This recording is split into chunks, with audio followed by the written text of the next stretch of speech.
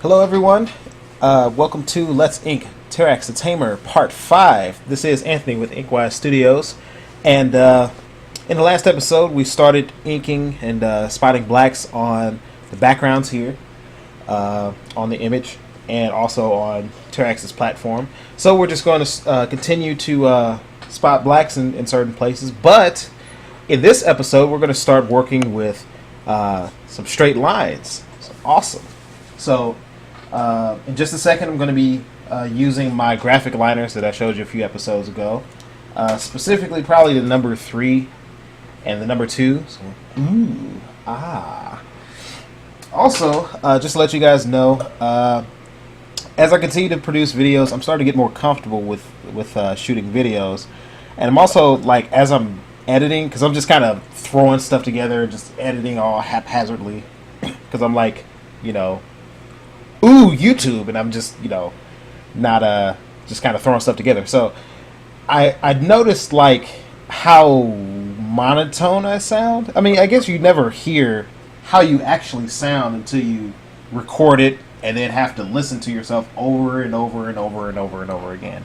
Maybe, if you're one of those guys who just likes to hear me talk, maybe you would like it, but it's like listening to myself is very boring.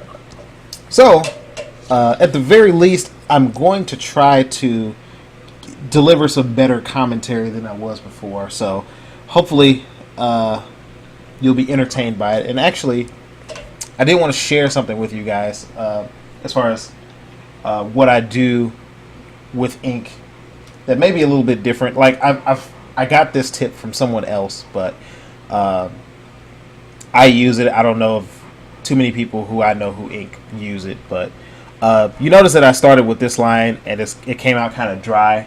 I hope you see that. It came out kind of dry. It wasn't like a full line, so like it was skipping or whatever, kind of like a crayon. So what I do to make my ink flow better is actually I take Windex. And you'll see my Windex here. I put it in like an old ink jar, and I'll take maybe about three to 5 drops of Windex using the dropper from the ink bottle, and once I do that, what the Windex does is it does the same thing that it does to like dirt or grease on a pan when you're like washing your dishes, like what soap does to grease on your dishes. It just kind of breaks it up. So because of that, it allows me to lay down a fat black line without any skips, and I guess it allows it to absorb better into the page. So you'll see the line comes out much better. And I was doing that before, but I guess I would, wanted to point that out, that I do that. So definitely a tip. It definitely helps me. So whatever works for you is fine. So we're just inking some things here on the figure. Let me see. Where do I want to go?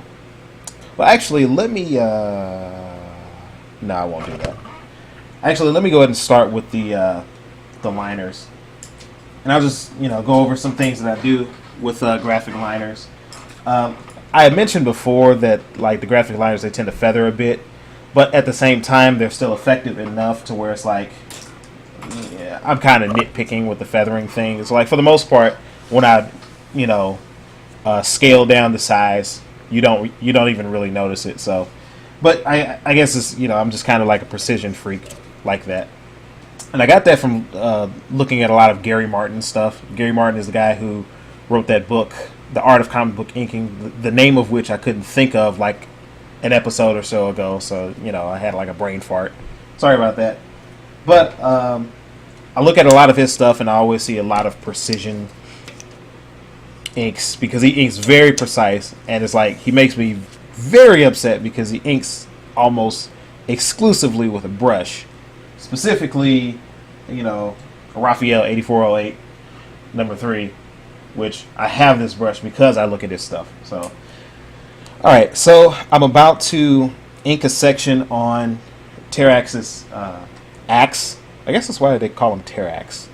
Terrax, like Terra as in Earth, because he controls Earth, and then axe because he carries an axe. But it's not really an axe. It's like a halberd or something like that. But I'm nitpicking. Anyways,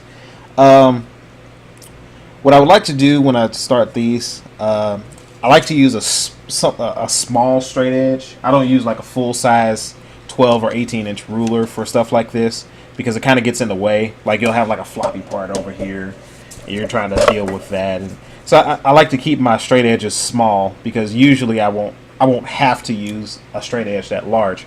So right now I'm using like this tiny ruler, which I bought in a pack with a few other things, and I'm using the number 3 here on this outline line. So let me just grab this here. And usually I'll use something else that came in the pack with this ruler, which was like a tiny triangle, and that was really, really, really handy because like you can you can position it at any angle. You're not really limited. It was like a what was it, like an isosceles? I don't know what type of triangle it was, but it's really handy. I can't find it. I don't know where it is. I think I left it over a friend's house, which would make me sad. But I guess I'll find it eventually. So, like I said, I keep my straight edges small just because they're easier to use and manage. And also, if I have like a little bump here on the line that's not even, I'll go back and fix that with white. So, no big deal. Also, let me see. Another straight edge that I use that I found on Amazon. I'll just turn it here. I found it on Amazon. It was called a rolling ruler, and it's kind of like an architect tool. And what it is basically a straight edge like this, and it has like a little you call it like a cylinder that rolls on the end of it. So when you're doing like consecutive lines, you can just roll it down, and it has like rubber feet on it, like the cylinder is like coated in like rubber or plastic to where it doesn't pivot or turn while you're moving it down. So it really comes in handy. That I can't find either, so I'm just kind of stuck with this. But I'll get by. It's not too important. All right, so let me just hit this here.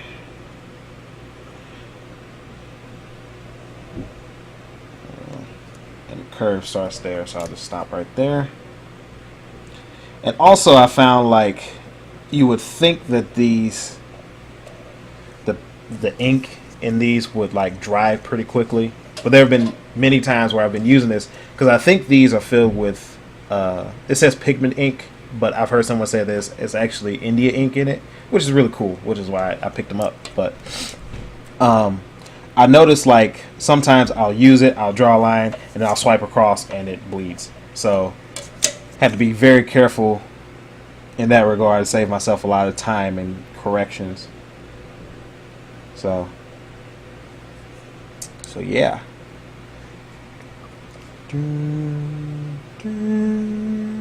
That reminds me, I was actually watching Justice League Doom the other day. I love that movie. I really do. It is like one of the best DC animated films ever. And generally I like mostly all of the DC animated films. But that one in particular, that one and Crisis on Two Earths, which is actually I probably like Crisis on Two Earths better, but those two films are just great storytelling. I think they were both written by Dwayne McDuffie. Just great stuff.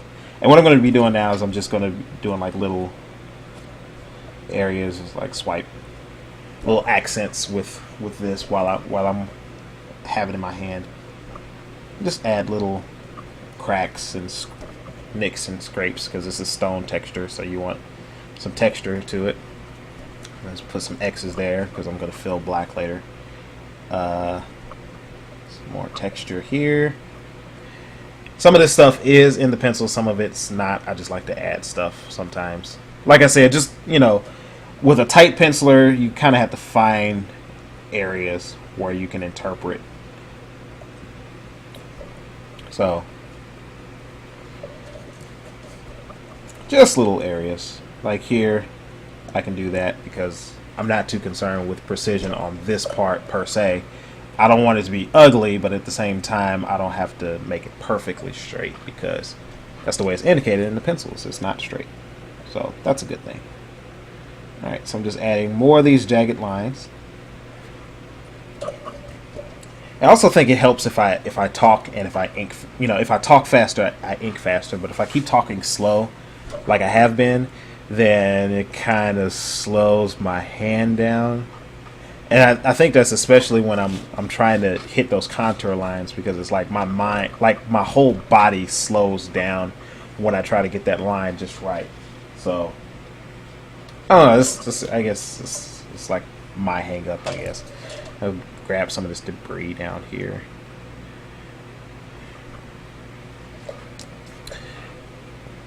So sometimes I'll ink debris differently, just based on what I have in my hand. And I think you should do that anyways, because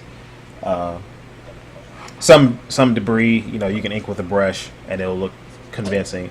Some debris that you ink with like a nib and it'll also look convincing. It just depends on what you prefer to use. So alright, so actually let me get this edge over here. I was about to get this part right here, but I'll come back to that in just a second. Alright, I'm going to grab this part. I don't want that line sticking out over there, so I'll just add like a little jagged piece right there. Ink this. And here I could just kind of loosen up and do it the way I want to. It's not that important that I get this precisely right. Just, you tell the story instead of just, trying to get everything perfect as he penciled it. So just adding some stuff. No big deal. No big D. Alright, so let's grab this, I don't know if you can see it, like, kind of pull it closer, but it's kind of like a hatch texture right here. So I'm going to grab that. And I have kind of like a love-hate relationship with cross-hatching. Mainly because it never looks right to me. I know, like, when I show it to other people, it's like, oh, that looks great, And it's like, I always get those reviews from people, or people who look at my stuff. It's like, oh, your stuff is so good. It's so good. And I look at it, it's like, no, this is crap. This is absolute crap, This is the crappiest crap I've ever seen. And I've seen some crap in my life, But, yeah, it's like, I don't know. I want to do more cross-hatching. I want to add it to my work. I want that to be a tool in my toolbox. But at the same time, it's like, I suck at it. It's like, or I guess I don't necessarily suck at it. I know the fundamentals of what makes a good cross-hatch. But it just never turns out the way I want it to. And when you hear me say the way I want it to, it's probably going to mean like Gary Martin. Because Gary Martin, not afraid to say I have a huge man crush on Gary Martin, because he's the man. He does his thing. He's probably going to be creeped out when he hears me say that, but that's okay, because, it's okay. So, Gary Martin, you're my hero. I'm just saying. Just saying. Nothing wrong with a little brotherly love. So, alright, so let's grab this section. Actually, I think I'm going to start from this angle. Alright, not that it really matters, but I guess I want my tapers to be up here. And here, as indicated in the pencils, the crosshatch is kind of broken up, so it's not perfect. So I'm just kind of breaking up the lines a little bit, making it a little bit more interesting. So, Hey. so, yeah. Let me just ink this part. I don't know why I did that. Now, that is one thing I do want to be straight, but it's not necessarily precision. So, let me see. I'll go back and fix that later. I don't know why I did that. But either way. Okay, so let me just do some more little nicks and cuts on this stone texture part. Little indentations. I can just interpret that. Stone texture is always fun to interpret because you can just kind of put down lines, and most of them will work as long as you kind of look at what stone texture looks like, look at the type of stone texture that you're inking, and try to generally follow that pattern. So, let me see. I can add some down here.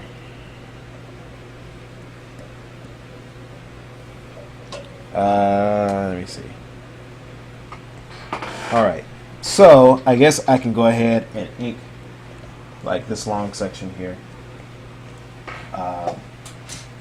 Just try to grab it one piece at a time.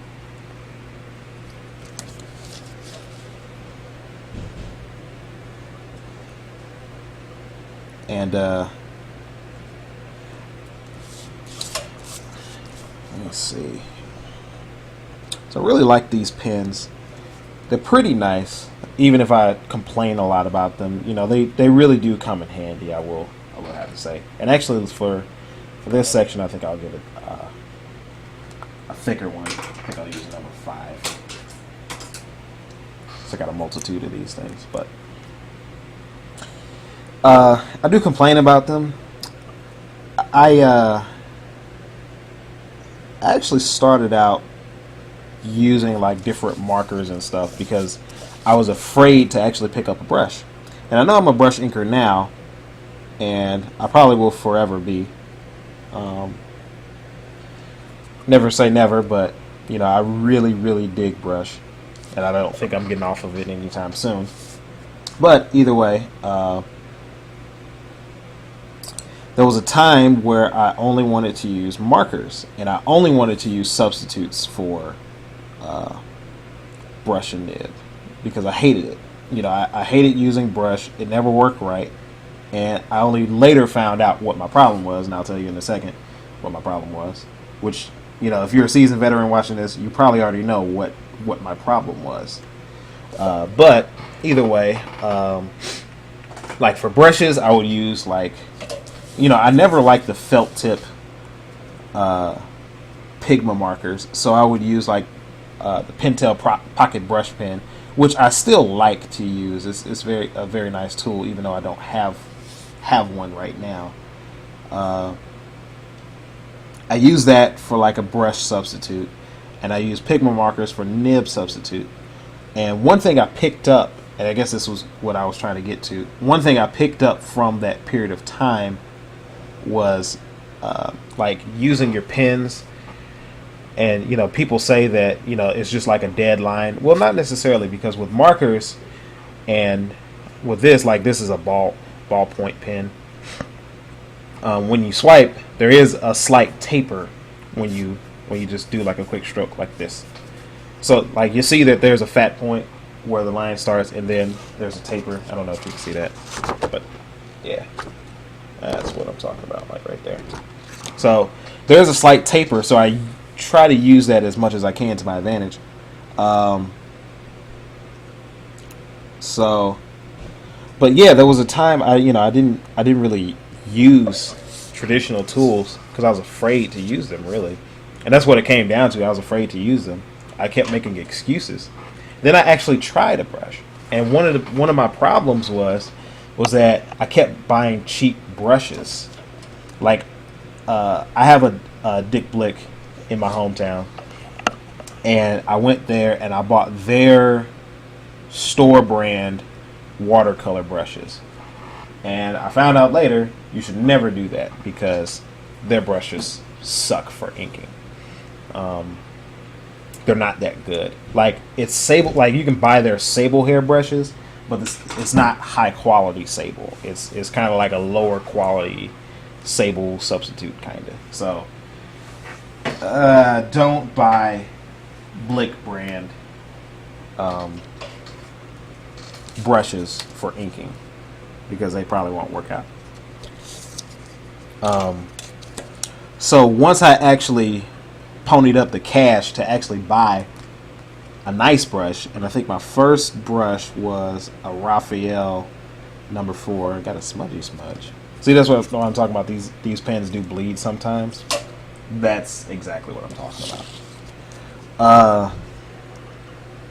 But I got a Raphael 8404 number 4 for the first time, and I loved it. It was smooth. It was consistent, and I also got a number 0 brush, and it came as like a 2-pack. So I got a number 0. I got a number 4 brush, and it came with a free number 0, basically, and that was really nice because I started using the 0 for details and stuff, and I liked how it flowed. So for a while that was my primary brush. So it's a very nice tool. Let's go from this angle.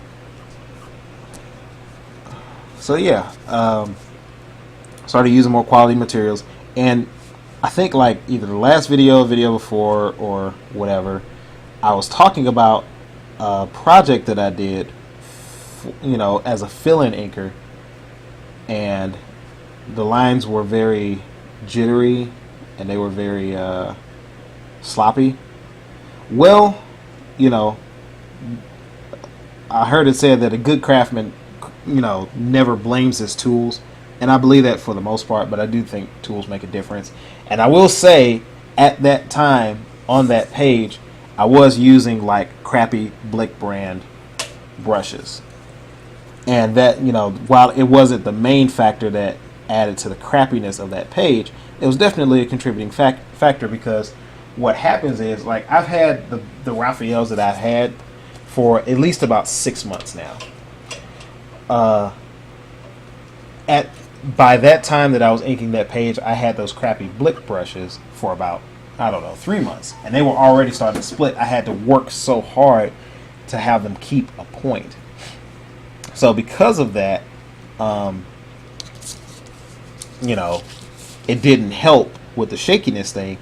Part of it was just my own arrogance to assume that I could just, I'll just ink it. It'll be okay, without a French curve.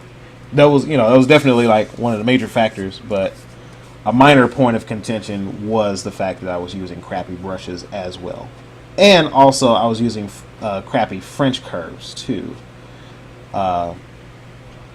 which is a minor point of contention. But that's kind of like neither here nor there. And I'll clean this up because it's not very neat, but won't worry about it too much right now. Let's grab this. Okay. All right. And also, I did want to say this. I got inspired on not using French curves from Jonathan Glapian, who is an inker I respect.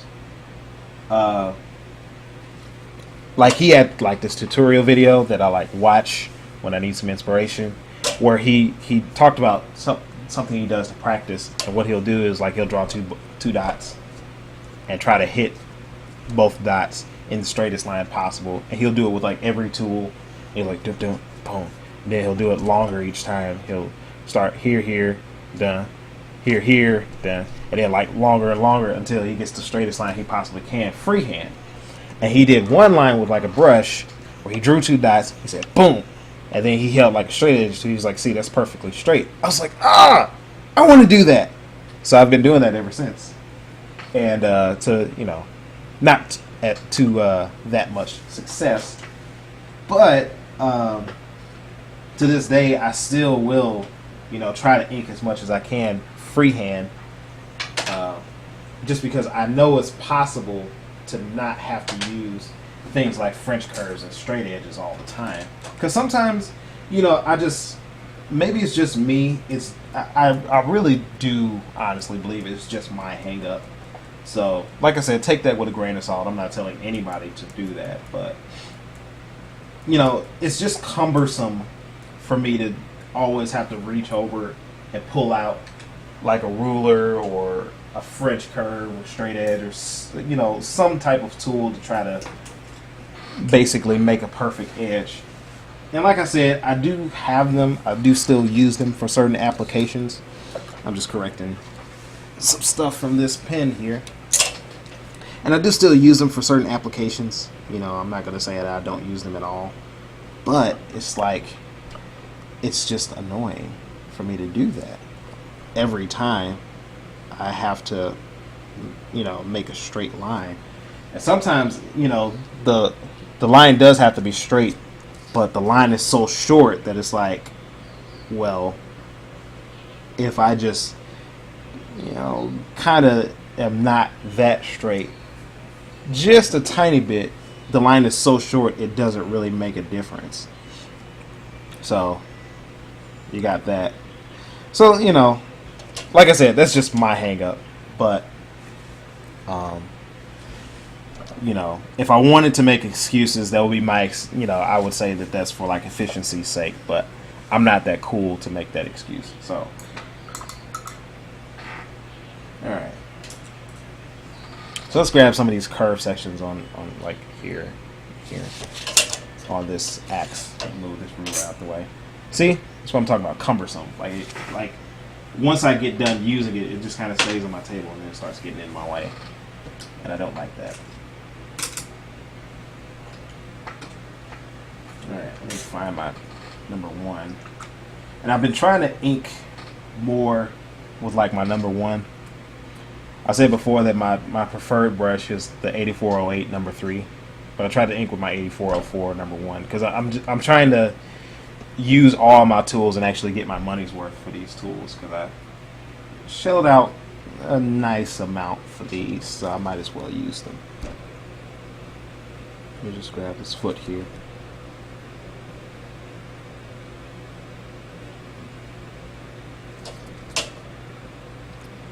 And like some people use a French curve for this. I prefer not to because I get to control how that line turns out. And it's just hand training, really. I'm not the best at it. I've seen inkers who do the same thing that I'm trying to do, and they do it way, way better. But I want to ink that way too, because I think it helps. I think it does help efficiency, personally. Because if you can just, I don't know how you would even average, or calculate how much time on average you spend picking up like another tool, like a straight edge, a ruler, a French curve, and how much time that would actually save if you were to just ink it freehand and just do it right. And it may not even make a difference, but that's just my thing.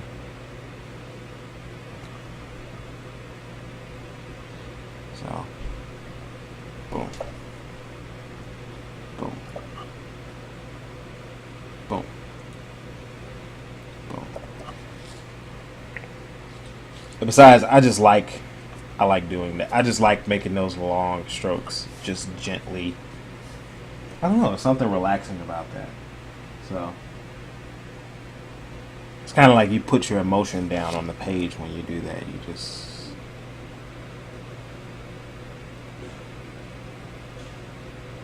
and I definitely want to be that precision guy who inks precision,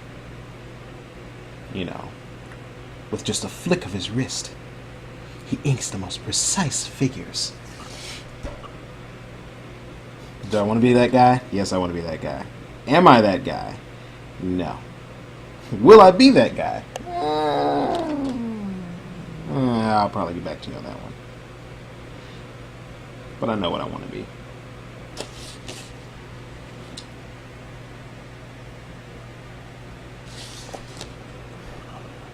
And I guess I spent so much time when I was first learning how to ink trying to develop a style.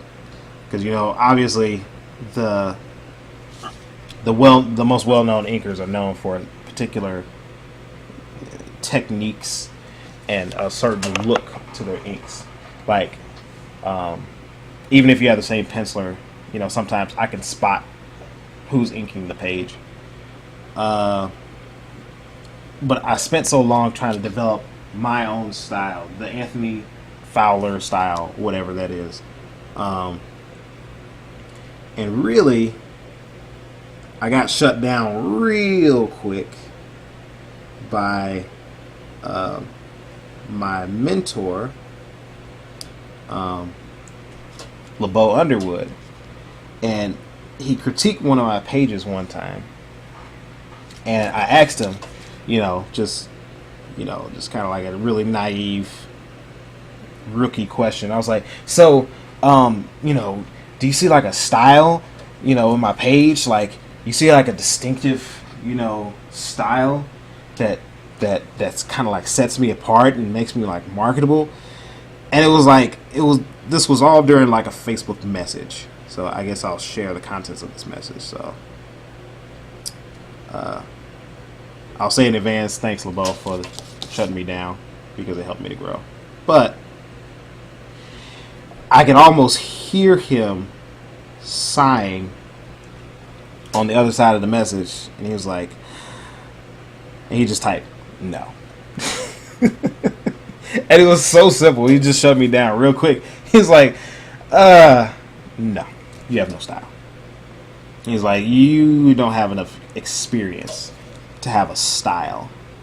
He said, forget about having a style. He said, forget about trying to be distinctive at this point. He said, just ink correctly. He said, get the fundamentals down. Then you can start worrying about style. So, and it's not that he was like dismissive. LeBeau is like, he's a really nice guy. Very cool to talk to. He's a Prince fan, so he can't be all bad. But, basically, in so many words, he shut me down without hurting my feelings too much. And it's not necessarily that my feelings get hurt easily either way. So even if someone was to be a jerk to me, it doesn't really matter to me. Because, I'm still going to be the same person no matter what they say. But, he just let me down real easy, but in a way that I knew he was like saying, yeah, you need to let that go. So do I have a style? Do I even have a style now? I think that was like a year ago that he did that. But do I have a style now? Not really. I don't think I do. Just being critiqued by a few more people has allowed me to critique myself more accurately, because I start to see their points of contention with my work myself. But just looking at my work more critically is like, no, I don't have a style. I probably have all but abandoned trying to have my own style, because I saw how pointless it is to try to have your own style. The main thing is if you read like some of these books by like what's his name? The guy who wrote The Spirit. He wrote a series of instructional things about making comics. It's like one of the main things, he I forgot what I was about to say. Can you believe it? I was doing all that rambling and I was working on this and I forgot what I was going to say. Well, how dumb can you get? How dumb can you get? I forgot where I was going with that. Anyways, I think I was starting to say something akin to, you just do the fundamentals, and it doesn't really matter. But if you just do the fundamentals, then style will develop over time. So I guess that's what I wanted to say. It's the main thing that I wanted to say. So like I said, I'm not telling you that. If you're watching this video, you probably already know that. I'm just trying to show you how slow I am. Because I am a slow learner when it comes to those things. I guess what I do when I learn a new thing is like, I'll try to get the gist of it. And I'm like, okay, I got it. I'll just go off of that little bit of knowledge that I absorb just by a quick read. And then I'll go, and then I'll fail, and then I'll come back and it's like, why did I fail? Well, I missed something. Okay. Read a little bit more. Okay. Oh, that's why I failed. Okay, I got it. And then I go back, and then I fail at something else, and then I have to come back. I don't know why I learned that way, but I've always just like assumed that I knew. I assumed, that I knew everything that there was to know about inking before I started inking. And then I started inking, and I started failing. So, I don't know. Yeah, this is my hang up. So, alright, so I think that's a good stopping point. I got some more. I basically inked this entire platform. Got some more stuff down. I did some work on Terrax's axe. Let me just grab this part right here, because it's just some stuff just bothers me. I guess I'm OCD about that, but you kind of have to be a comic book artist to be a little obsessive about certain details. But either way, in the next video we will be completing some parts. I'll probably lay down this feathering here, and I'll just go over that, and maybe we'll start filling some blacks. So thanks for watching, and hope to see you soon.